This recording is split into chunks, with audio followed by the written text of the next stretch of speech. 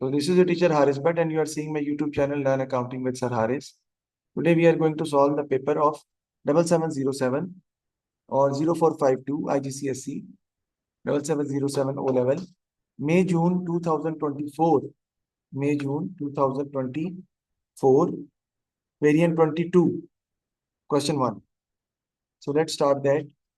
Lottie is a trader. Her financial year ends on 30th April. She keeps her petty cash book using the Impress system. Impress system means that opening and closing balance of petty cash book will always be the same because whatever amount has been utilized, we will take that amount from the bank and we will put into the petty cash. The totals of the payments analysis column in her petty cash book for April 2024 are as follows. Cleaning, you have paid 21. Stationery, you have paid 47. Sundry expenses, you have paid 44. During April, Lottie received a refund for damaged stationery, $15. This amount was received into petty cash. It means that we have received some amount also. With an amount of 15, we have received. And during April, or it is included in the petty cash. Calculate the amount required to restore the petty cash impressed on 1st May 2024. 1st May 2024 को what amount we are going to require to restore the petty cash or to make it 150 again. तो बताएं कि हम कैसे जो है वो इसको सॉल्व जो है वो करेंगे 1st May को.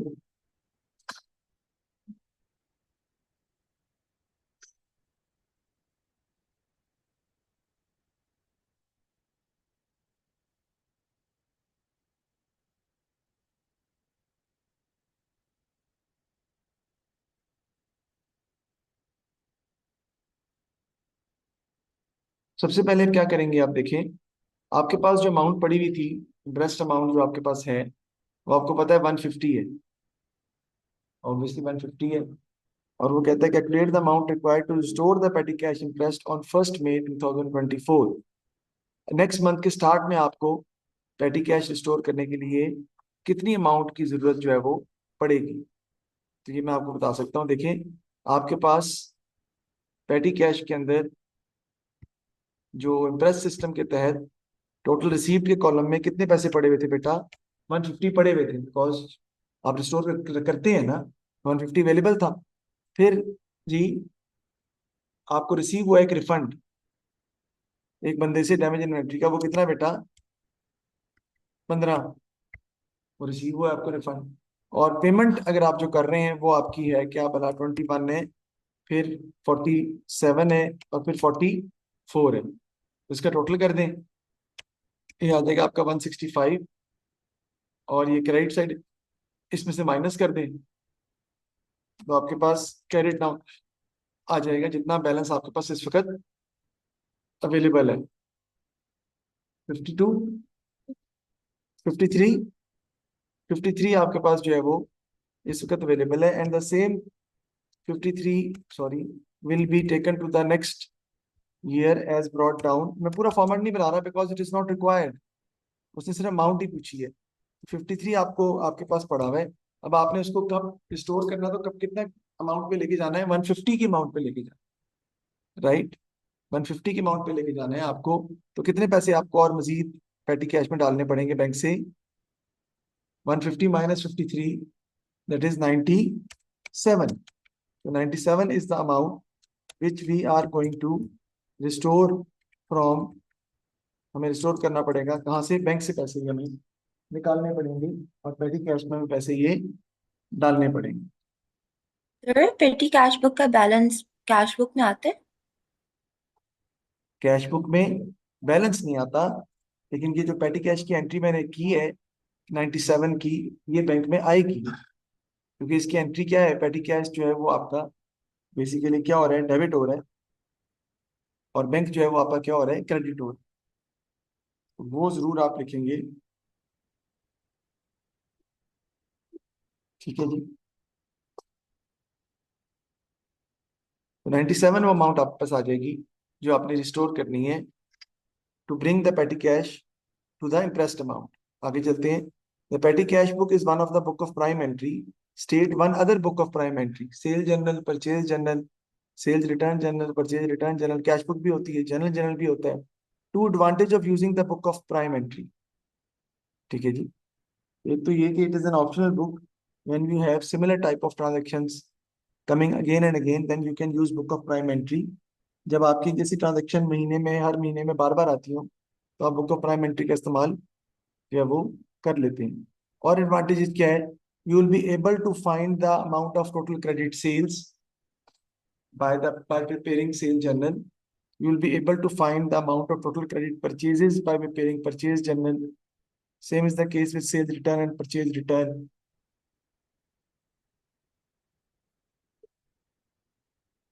Here all entries are not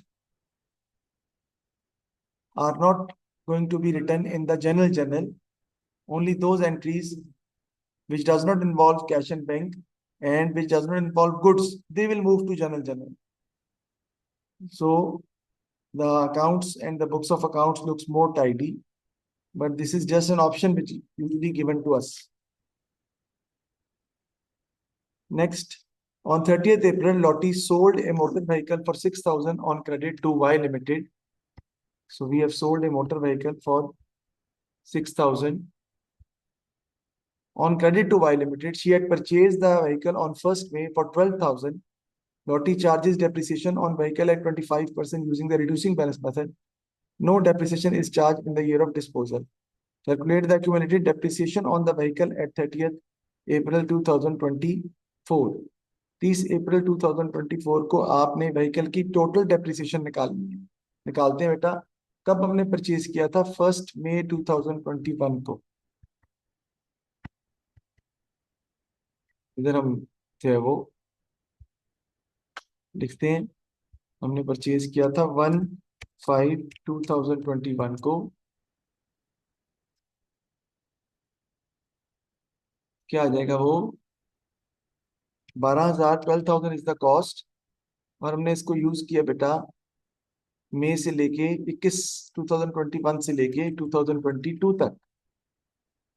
34/2022 तक साल कंप्लीट हो गया. You will calculate depreciation 12,000 multiplied by 25%. ये कितना आ जाएगा आपके पास बेटा? 3,000. Again you have use the asset again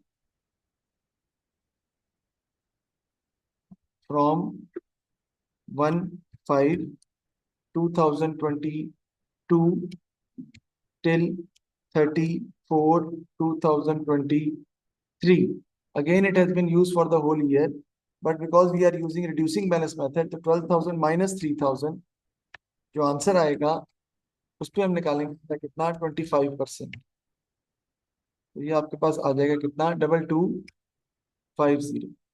next, फिर आपने डेफिनेशन निकालनी है 1/5/2023 से लेके 30th अप्रैल 2024. इस पर हम डेफिनेशन कैलकुलेट नहीं करेंगे. वजह, क्योंकि 30 अप्रैल को आपने एसेट सेल कर दिया, चाहे लास्ट डेट है, but because we have sold the asset तो आप इस साल डेप्रिसिएशन कैलकुलेट नहीं करेंगे. So the total depreciation on the asset sold is 5250.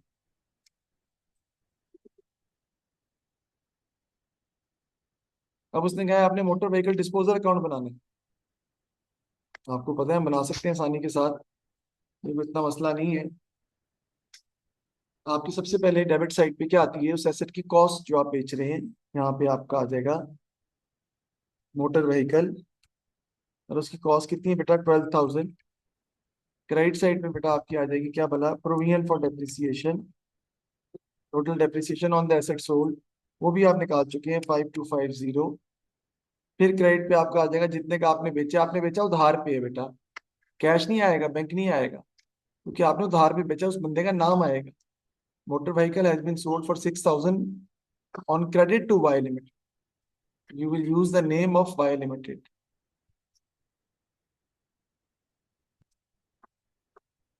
इधर आ जाएगा Y limited and that is going to be 6,000. तो बाकी जो है वो आपका 12,000 में से माइनस कर देंगे ये. तो आपका ये 750 का लॉस आ जाएगा।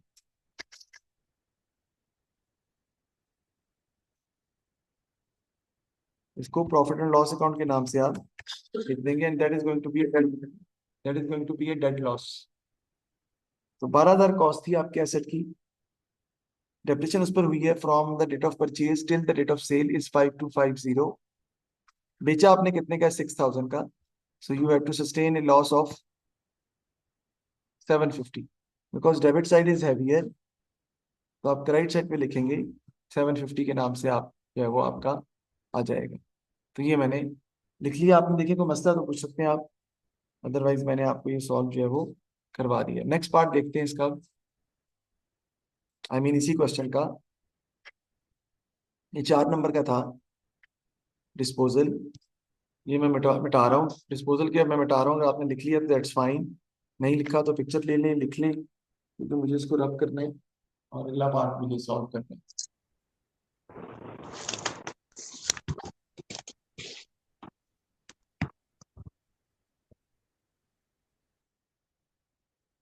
Okay,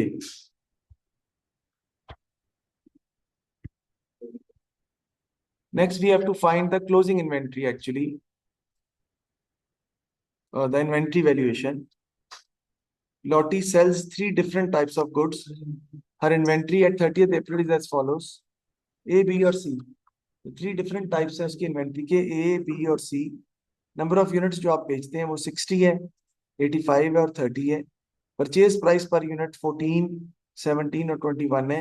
net लेजेबल value per unit वो 20 है, 24 है, 22 है। और कैरेज इनवर्ट पर यूनिट जो है वो आपका 1, 0 और 2 है।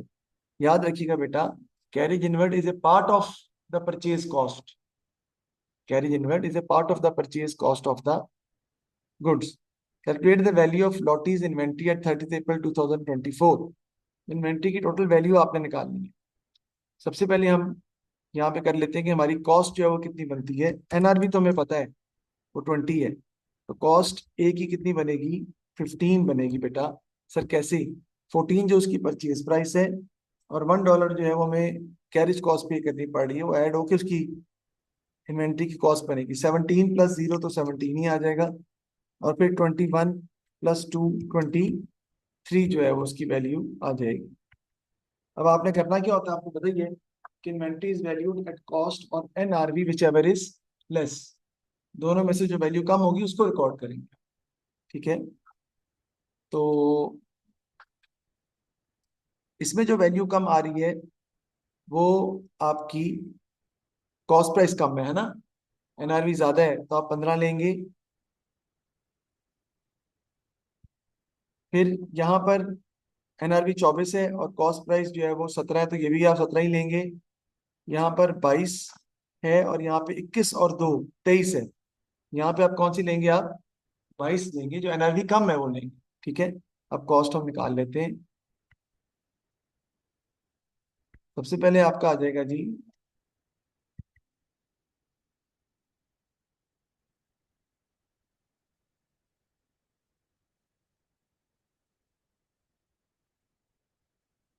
क्या हुआ, क्या है जी आपका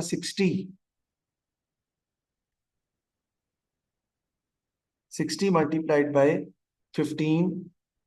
देखिए क्या आता है, 900। फिर 85 मल्टीप्लाइड बाय 17 क्या आता है जी? 1445।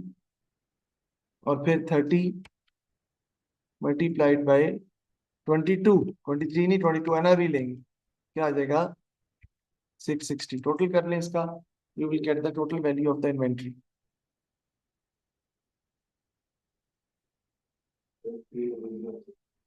3005। हाँ, that is the value of closing inventory you need to write for the Lottie's inventory at 30th April 2024।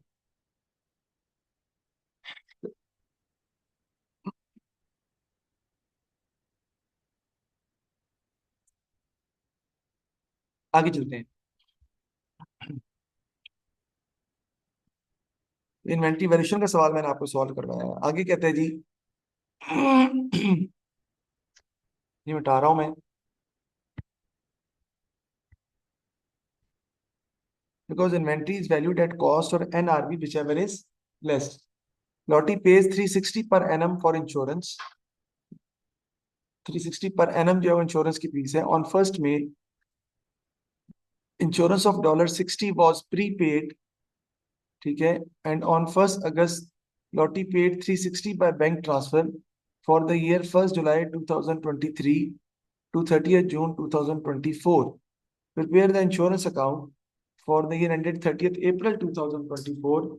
Bring down the balance as 1st May 2024. सबसे पहले देखते हैं हमें बेटा हमारी जो 360 पर एनम है insurance, this is the profit and loss account figure basically. तो वो आप डायरेक्टली यहाँ पे लिख सकते हैं कि profit and loss account figure जो है वो हमें दी हुई है, जो हम निकाला करते हैं एक्चुअली, दैट इज 360। ये दी हुई है, हम निकालते हैं बेसिकली, लेकिन ये क्वेश्चन में दी हुई है। 1 मई 2023 को हम बनाए उसी डेट का रहे हैं। इंश्योरेंस 60 वॉज प्रीपेड, इधर आ जाएगा बेटा आपका, ओपनिंग है ना, 1 मई 2023 को ये प्रीपेड ब्रॉड डाउन है।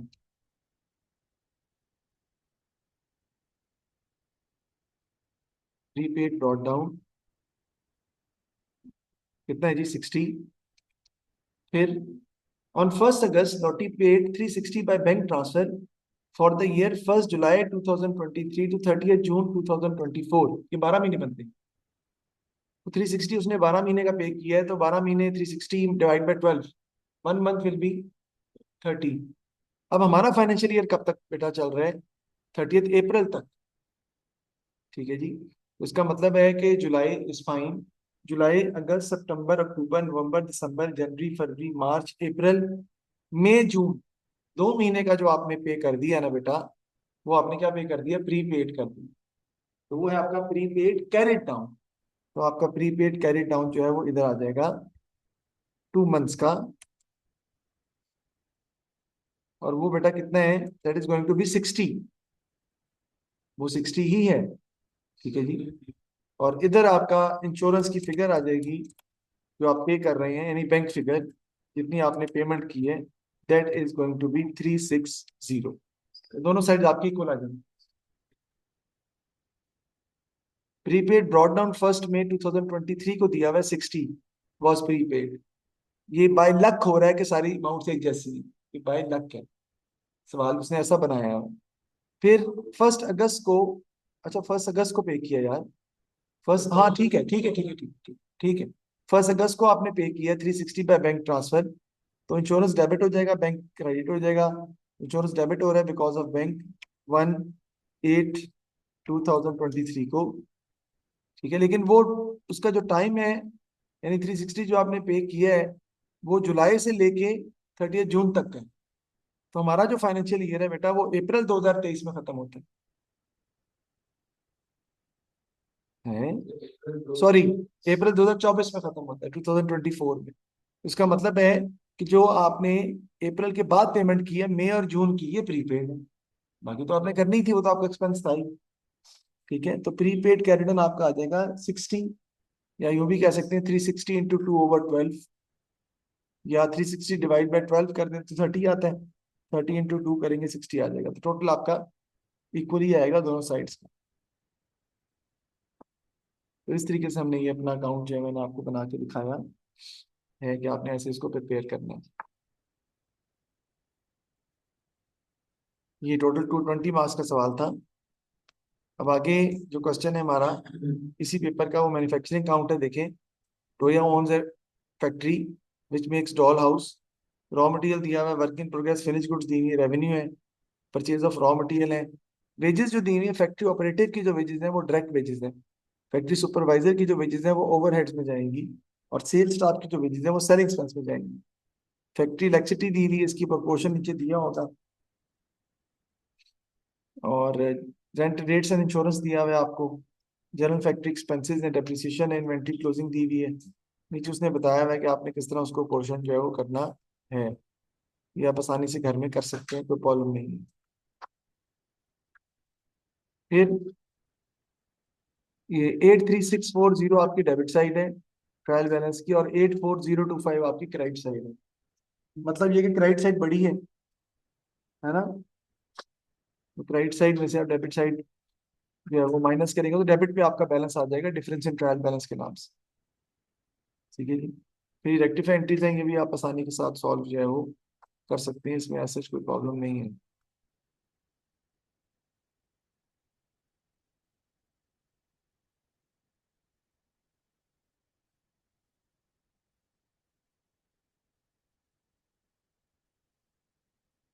फिर यहाँ पर क्वेश्चन है जी पार्टनरशिप का, जो कि बहुत ही आसान है। प्रॉफिट लॉस एप्रोप्रिएशन अकाउंट, पहले इनकम स्टेटमेंट बनाएंगे, फिर एप्रोप्रिएशन अकाउंट बनाएंगे, और फिर स्टेटमेंट ऑफ फाइनेंशियल पोजीशन। अगर उसने ये नहीं कहा वैसे तो उसकी हमें जरूरत जो है वो नहीं है। रेशियो के सवाल में डाटा आपको सारा गिवन है, और कहता है आपने निकालना है gross margin two decimal places, gross profit over sales into 100, profit over sales into 100, inventory turnover, cost of sale divide by average inventory, trade receivable turnover, trade receivable over credit sale into number of days in a year, liquid ratio, current asset minus closing inventory divide by current liabilities. तो इस तरीके से आप जो है वो उसको solve जो है वो कर लेंगे।